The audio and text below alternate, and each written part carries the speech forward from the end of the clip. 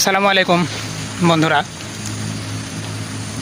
মালয়েশিয়াতে বৃষ্টি হয়েই চলেছে। মাঝখানে 2-3 দিন স্যাক দিয়েছিল, আবার শুরু হয়েছে। আজ 2 দিন হলো। তো দেখুন, এই যে বড় বাগানে ফল কাটছি, আর এই যে আমার পিছনে দেখুন রাস্তা, এটা আমাদের বাগান, এটা ফল বের করার রাস্তা। তো দেখুন পানি জমে একদম হাঁটু পানি হয়ে গেছে।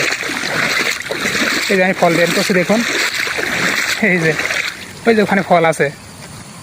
তো কী অবস্থা দেখুন, এর মধ্যে এখন ফল বের করতে হবে, আর এই সব জায়গায় ফল ধুতে হবে।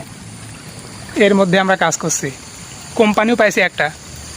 যতই বৃষ্টি হোক কাজে যাইতে হবে, সমস্যা নেই। তো দেখছিনি তো আমাদের মালয়েশিয়ায় কাজ করতেছি, কি পরিস্থিতি। হাঁটু পানির মধ্যে কাজ করছি, রাস্তাটা পর্যন্ত ডুবে গেছে। তো